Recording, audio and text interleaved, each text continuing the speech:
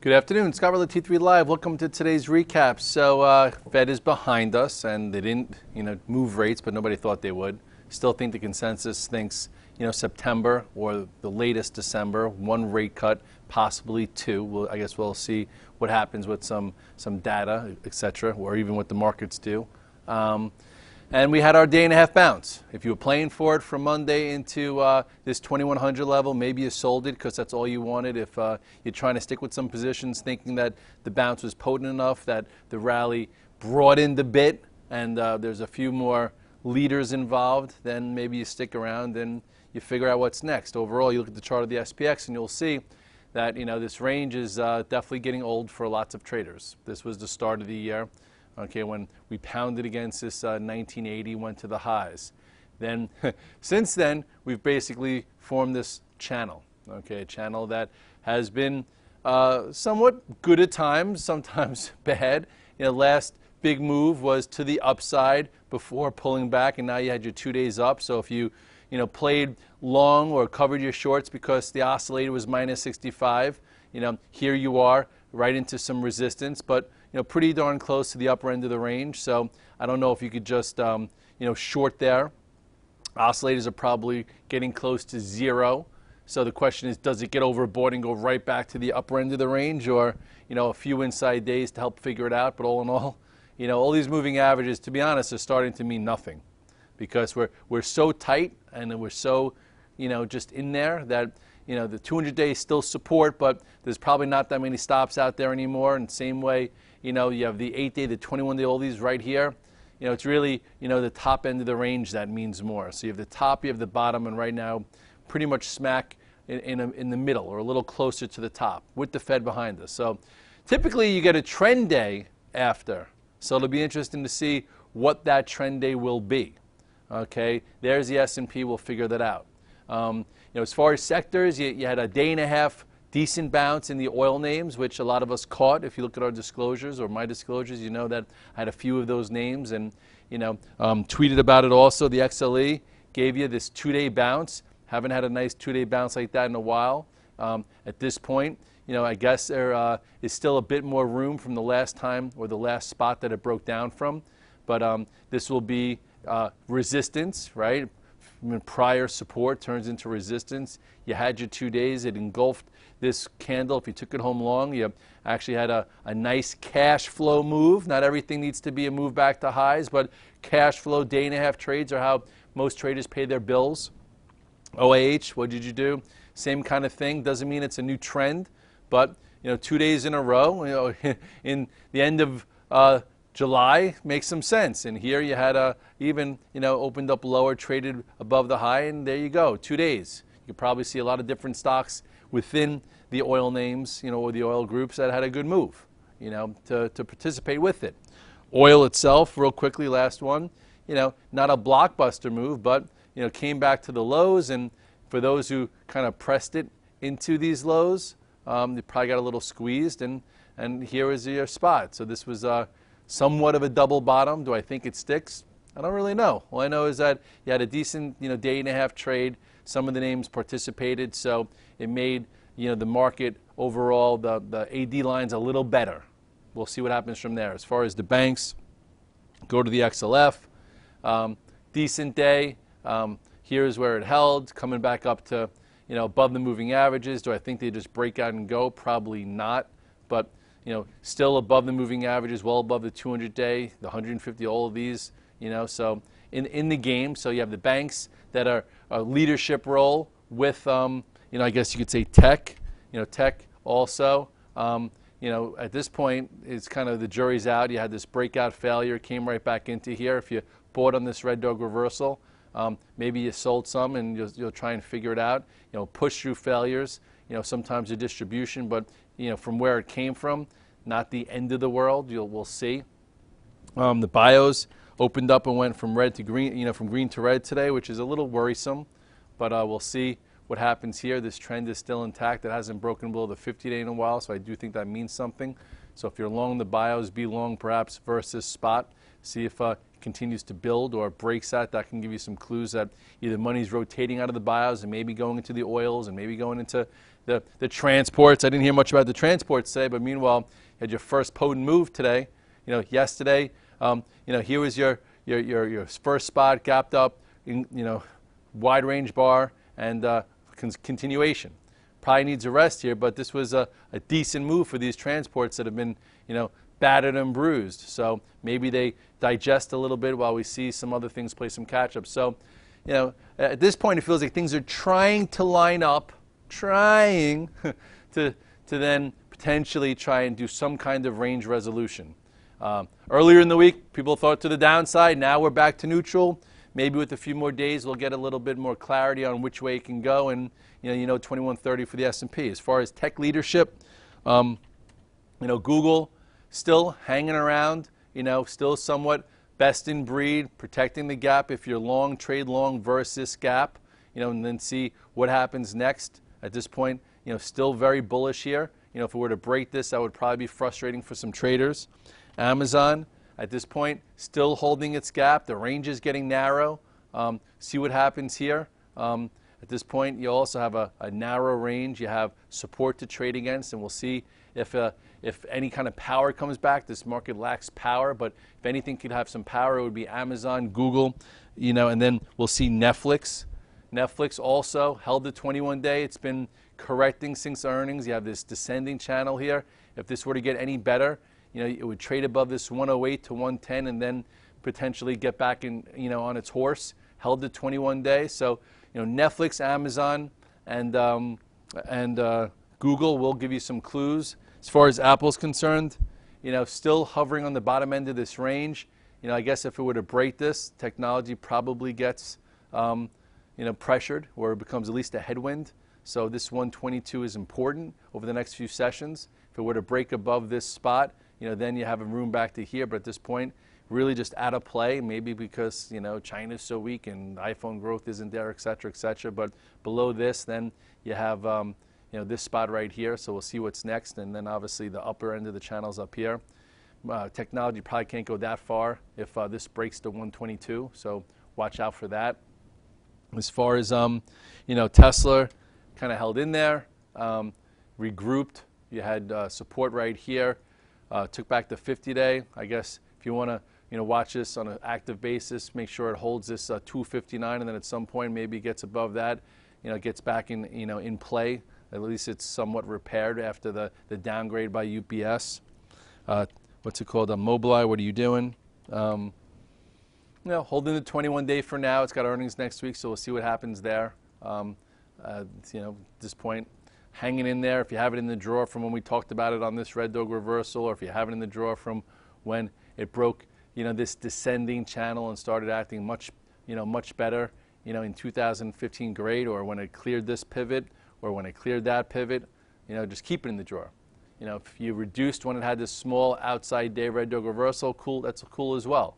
But I do think that this stock has a big future, and we'll see how it goes. And it's got to report some earnings growth, which we have next week. And obviously, there's always a little bit of risk when that happens, but we'll see.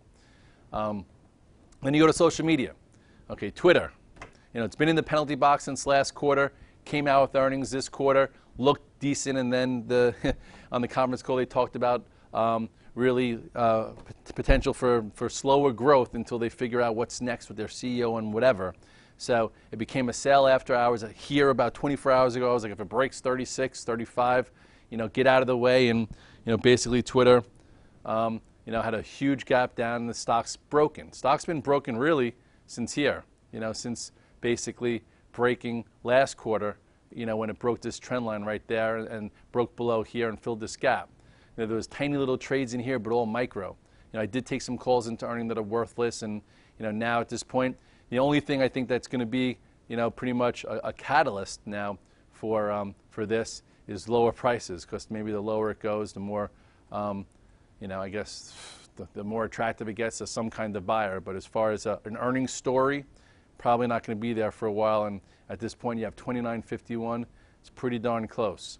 Okay, here's when it, when it broke, and then did nothing during the past quarter, and now here you go, could be continuation. So at this point, it's an avoid. It's been an avoid pretty much, at least from a swing trading ever since it broke the 8 and 21 day.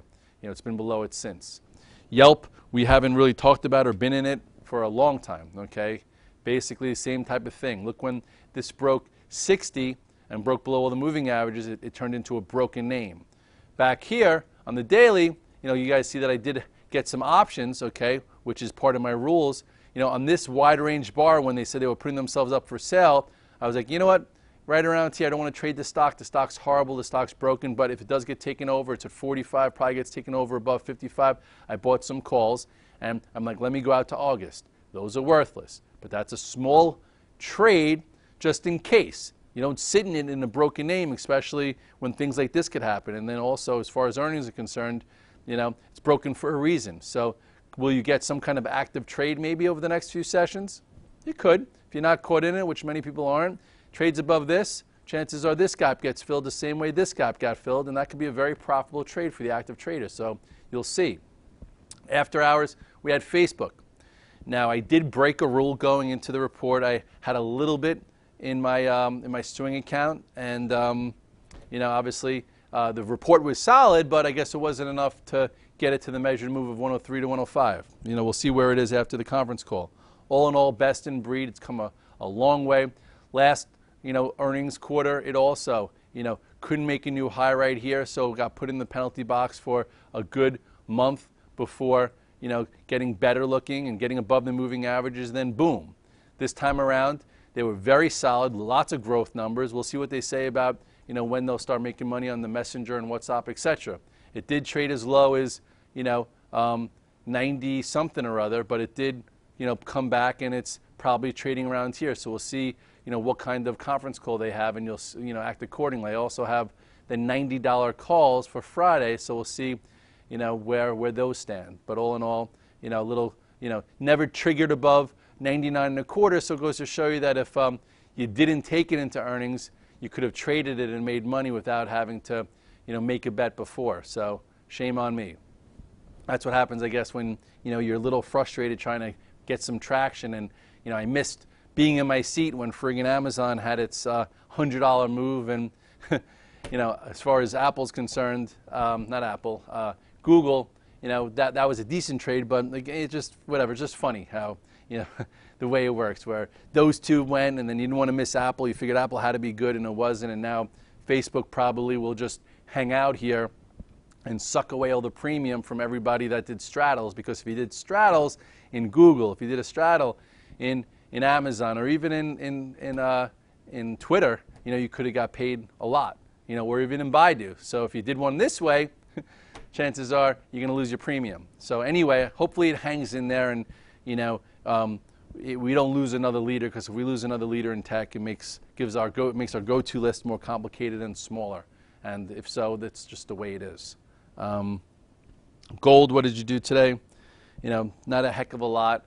I guess you could say it's still trying to be relevant here, versus that outside day. I'd be, a little careful there. If it were to get above this, maybe it tries to fill this gap, but not very compelling. But in the game for a trade, if that's what you're looking for.